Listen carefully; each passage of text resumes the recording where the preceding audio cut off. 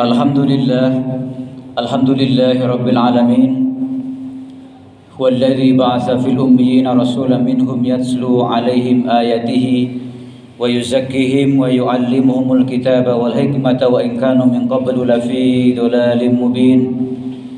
Ashhadu an la ilaha illallah wahdahu la syarika lah wa ashhadu anna Muhammadan abduhu wa rasuluhu la nabiyya ba'dah.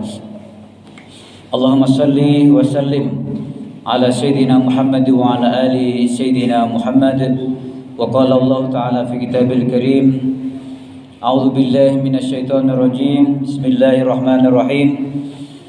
Ya ayyuhalladzina amanu taqullaha haqqa tuqatih wa la tamutunna illa wa antum muslimun.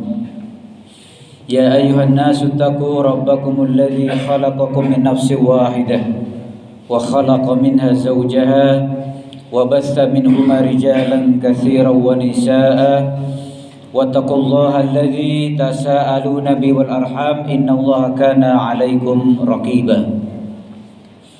Ya ayyuhalladzina amanu taqullaha wa qulu qawlan sadida yuslih lakum a'malakum wa yaghfir lakum dhunubakum wa man yuti'illaha wa rasulahu faqad faza fawzan 'azima. Masyaallah hadirin sidang Jumat yang berbahagia rahimakumullah. Tidak bosan-bosannya khatib mewasiatkan kepada khatib khususnya dan seluruh jamaah Masjid Al-Iman yang mulia pada umumnya untuk senantiasa meningkatkan kualitas takwa kita kepada Allah Subhanahu wa taala dengan berusaha istiqomah senantiasa mentaatinya dengan berbagai macam godaan dunia ini dan berusaha untuk senantiasa menjauhi larangannya, senantiasa banyak mengingatnya dengan berzikir, dengan sholat dan sebagainya tanpa pernah kita untuk melalaikannya, dengan senantiasa banyak mensyukuri nikmatnya tanpa pernah kita mengkufurinya. Masalah hadirin sidang sholat Jumat yang berbahagia rahimakumullah, bahkan setiap khatib senantiasa menyampaikan agar kita tidak meninggalkan dunia ini kecuali dalam keadaan bertakwa kepada Allah, kecuali dalam keadaan berserah diri atau dalam keadaan berakidah muslim. Masyaallah hadirin ahibaillah rahimakumullah. Ada beberapa pertanyaan tentang hubud dunia ini, tentang cinta dunia ini. Pertanyaan pertama, apakah mungkin kita bisa terlepas dari kecintaan kita kepada dunia ini? Pertanyaan selanjutnya adalah, apakah salah jika kita cinta kepada dunia? Kemudian yang ketiga adalah, bagaimana kita bisa mencintai dunia ini dengan tepat atau dengan sesuai dengan yang Allah ridhoi dan Rasulnya. Pertanyaan pertama tadi, apakah mungkin kita bisa terlepas dari kecintaan terhadap dunia? Memang Sayyidina Umar pernah mengatakan bahwa sumber dari segala kerusakan ini adalah dunia ini. Itu Sayyidina Umar. Tapi di dalam Quran surah di sana disebutkan surah Ali Imran ayat 14. Ada argumentasi betapa memang manusia diberikan satu fitrah oleh Allah Subhanahu wa taala tentang dunia ini yang berbunyi zuyyina lin-nasi hubbus syahawati minan nisa. Jadi manusia ini diberikan satu kecintaan terhadap sesuatu yang menyenangkan, minan nisa, dari wanita, atau sebaliknya, laki-laki mencintai wanita, wanita mencintai laki-laki dan sebagainya. Wal banin, banin ini adalah anak-anak. Seorang tua atau orang tua pasti dia akan mencintai anaknya, atau dia akan mencintai mungkin cucu-cucunya dan sebagainya. Tidak ada ayah atau seorang ibu yang tidak mencintai putra dan putrinya. Ternyata ini memang sudah naluri dan sudah difitrahkan oleh Allah Subhanahu wa taala. Kemudian wal qanatiril muqantar. Artinya apa? Simpanan harta minadz-dzahabi wal fiddah. Jadi termasuk emas, perak atau uang yang kita yakin hampir setiap kita ini mencintai itu semuanya. Entah itu uang yang di tabungan, entah itu emas yang disimpan di rumah atau dipakai oleh mungkin istri atau anak perempuan kita, atau perak dan sebagainya. Ini semua dijelaskan dalam surah Al-Imran ayat 14. Innal muqantarati minadz-dzahabi wal fiddah. Kemudian wal khailil musawwamah. Itu artinya adalah kendaraan apa saja. Dan kita setiap hari menggunakan itu, kendaraan itu. Wal an'am, termasuk binatang ternak. Banyak di antara kita ini yang punya peternakan dari sapi, kambing, kerbau, mungkin bisa jadi ayam, bebek dan sebagainya. Wal hars, itu adalah pertanian, persawahan, ladang, sawah mungkin di sana, mungkin di ladang, mungkin di sebelah sana dan sebagainya. Kemudian surat Ali Imran 14 tadi tutup dengan zalika mata'ul hayatid dunya wallahu 'indahu husnul ma'ab. Itu semua adalah perhiasan dunia. Dan Allah lah sebaik-baik tempat kita kembali. Masyaallah hadirin sidang salat Jumat ahibaillah rahimakumullah.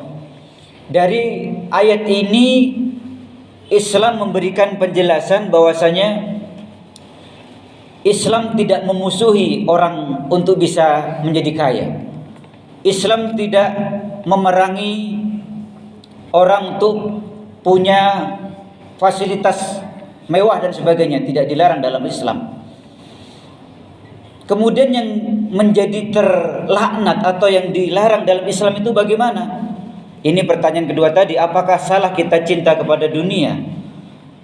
Kita jawab dulu pertanyaan pertama, apakah mungkin kita bisa meninggalkan atau kecintaan terhadap dunia ini? Tidak mungkin.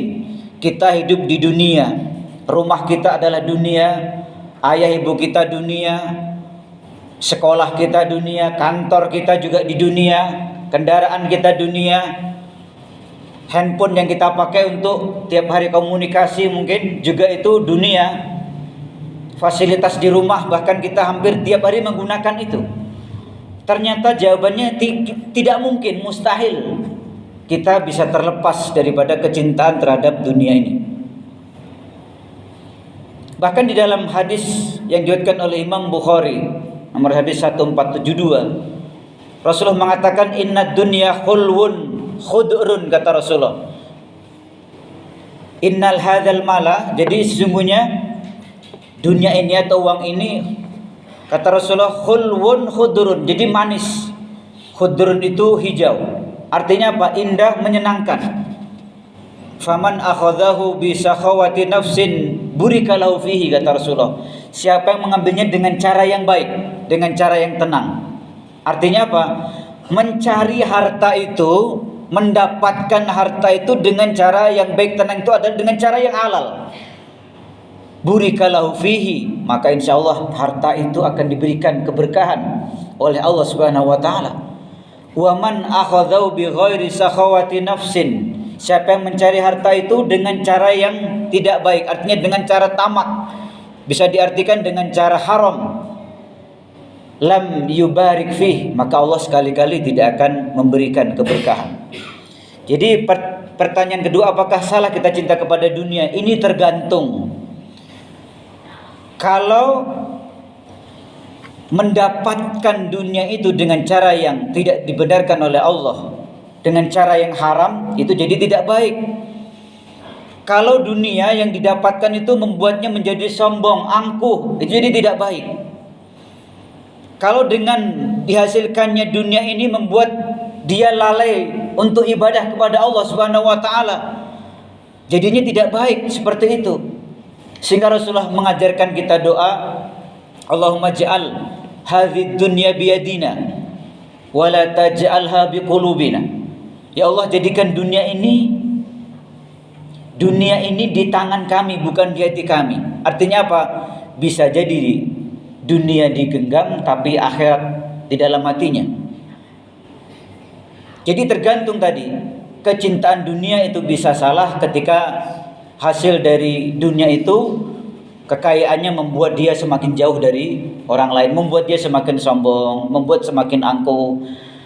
Gara-gara kesibukan dunianya, dia lupa untuk sholat, untuk berangkat Jumatan umpamanya dan sebagainya.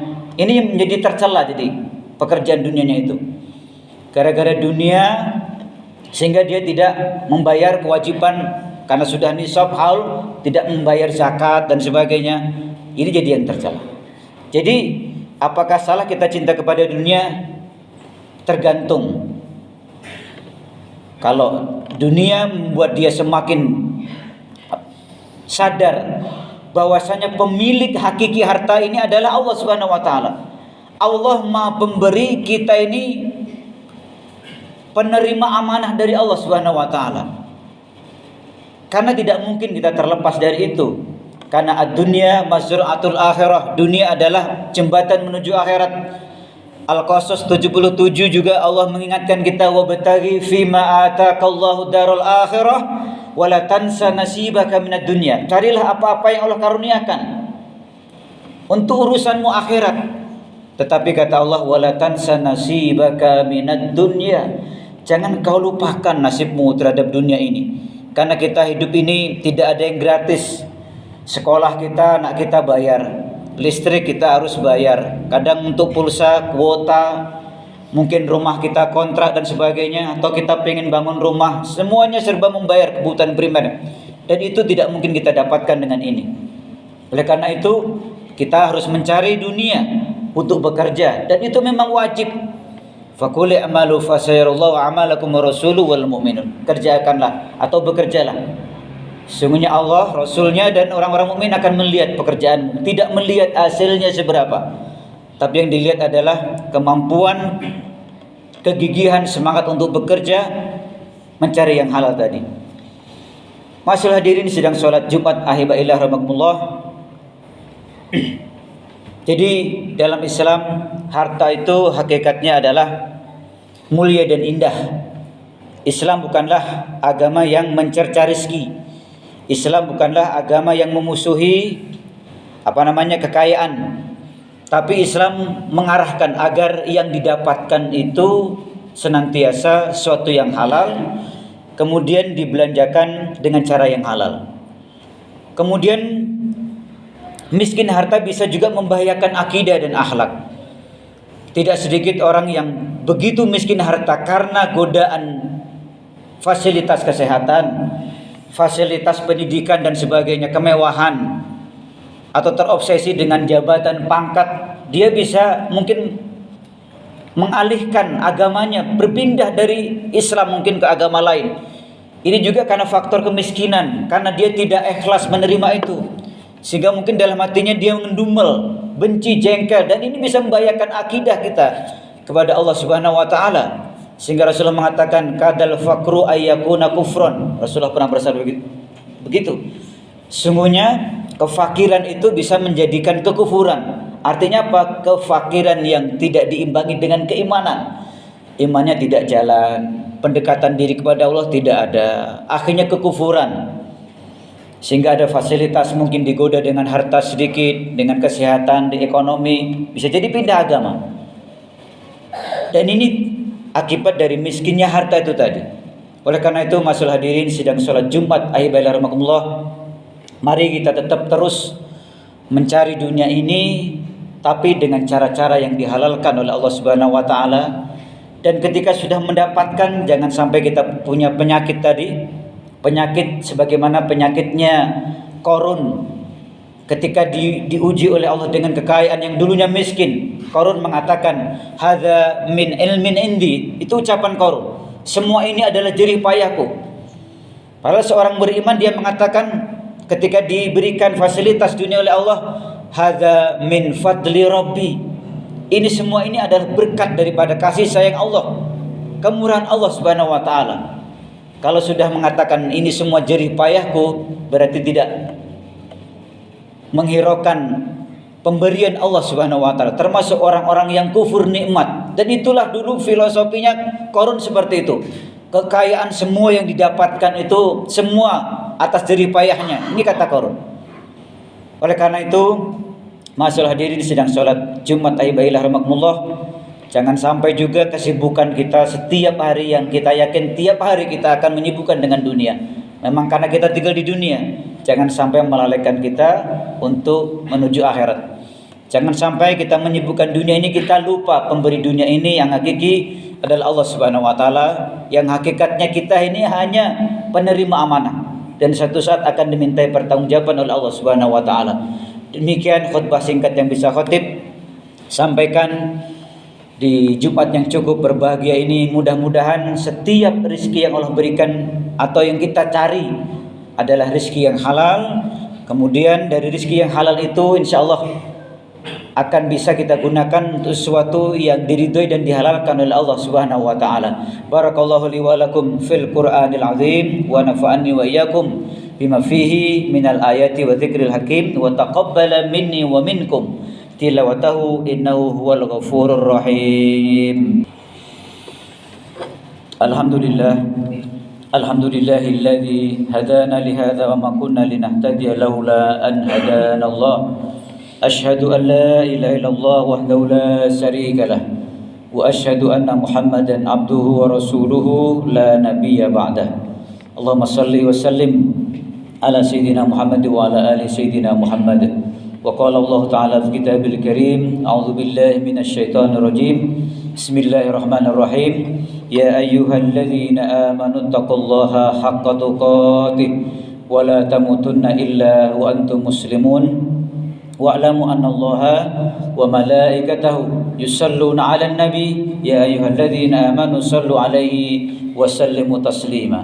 Allahumma salli wa sallim ala sayyidina Muhammad wa ala alihi wa sahbihi wa tabi'in ajma'in bi rahmatika ya arhamar rahimin. Allahumma ighfir lil mu'minina wal mu'minat wal muslimina wal muslimat al ahya'i minhum wal amwat warfa' lahumud darajat wa kaffir anhum as-sayyi'ati bi rahmatika ya arhamar rahimin. Allahumma inna nas'aluka ilman nafi'a wa rizqan halalan thayyiba wa umran tawilan nafi'a wa tijaratan lan tabur. Rabbi ij'alna muqimas shalah min dhurriyyatina rabbana taqabbal du'a. Allahumma inna nas'aluka ridhaka wal jannah na'udzubika min sakhatika wan nar. Rabbana atina fid dunya hasanah wa fil akhirati hasanah wa qina adzaban nar. Walhamdulillahi rabbil alamin. Ibadallah, innallaha ya'muru bil adli wal ihsani wa ita'i dzil qurba wa yanha 'anil fahsya'i wal munkari wal baghi ya'idzukum la'allakum tadhakkarun fadhkurullaha katsiran la'allakum tuflihun washkuruhu 'ala ni'amihi yazidkum wa la dzikrullahi akbar. Aqimis shalah.